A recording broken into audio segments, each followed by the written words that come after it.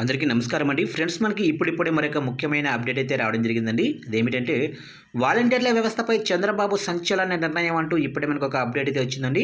అయితే ఇందుకు సంబంధించిన పూర్తి వివరాలు అయితే మన వీడియోలో తెలుసుకుందామండి. అంటే రాష్ట్రంలో ఉన్న వాలంటీర్లకు సంబంధించి రాష్ట్ర ప్రభుత్వం ఏ నిర్ణయం తీసుకుంటుంది ఏంటనేది మన వీడియోలో క్లారిటీగా తెలుసుకుందామండి. వీడియో మాత్రం ఎక్కడ స్కిప్ చేయకుండా చూడండి ఫ్రెండ్స్, అప్పుడే మనకి పూర్తి సమాచారం అయితే తెలుస్తుంది. ఇక ముఖ్యంగా వీడియో నచ్చినట్లయితే లైక్ చేయండి ఫ్రెండ్స్. ఇక లేట్ చేయకుండా వివరాల్లోకి వెళ్ళిపోదాము.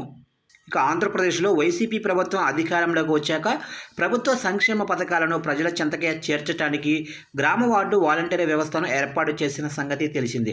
ప్రతి 50 ఏళ్లకు ఒక వాలంటీర్ చొప్పున నియమించారు.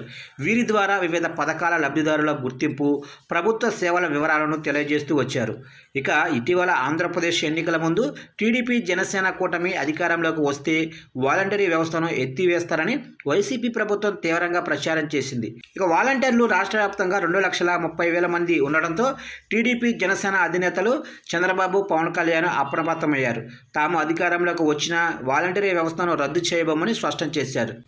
అంతేకాకుండా జగన్ ప్రభుత్వం వాలంటీర్లకు నెలకు 5,000 ఇచ్చిందని, తాము అధికారంలోకి వస్తే నెలకు 10,000 చొప్పున ఇస్తామని చంద్రబాబు, పవన్ కళ్యాణ్ ప్రకటించారు. అయితే కూటమి ప్రభుత్వం అధికారంలోకి వచ్చి దాదాపు 3 నెలలవుతున్నా ఇంతవరకు వాలంటీర్ల విషయం తేల్చడం లేదు.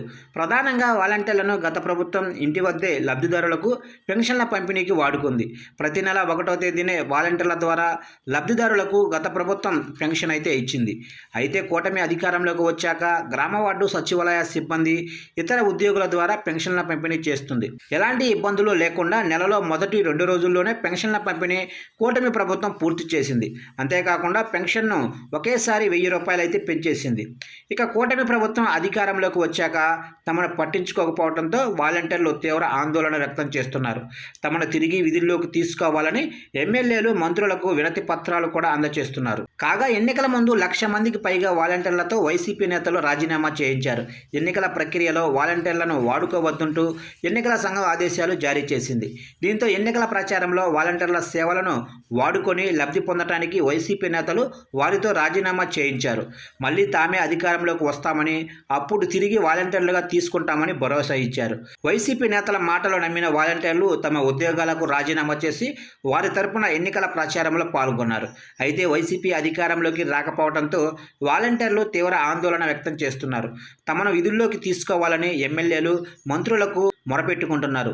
వైసీపీ నేతల ఒత్తిళ్లు, బెదిరింపులతోనే తమ ఉద్యోగాలకు రాజీనామా చేశామని చెబుతున్నారు. ఇక ఈ నేపథ్యంలో గ్రామ వార్డు సచివాలయ శాఖ డైరెక్టర్ శివప్రసాద్ కీలక ప్రకటన చేశారు.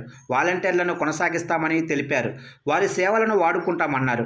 అలాగే గత 2 నెలలుగా నిలిచిపోయిన వారి జీతాలను కూడా చెల్లిస్తామని ప్రకటించారు. ఈ మేరకు ఆర్థిక శాఖకు జీతాలకు సంబంధించిన ప్రతిపాదనలు పంపామని చెప్పారు. అలాగే ఎన్నికలకు ముందు ఇచ్చిన హామీ మేరకు వారికి 10,000 రూపాయలు ఇస్తామని వెల్లడించారు. దీంతో వాలంటీర్లు సంతోషం వ్యక్తం చేస్తున్నారు.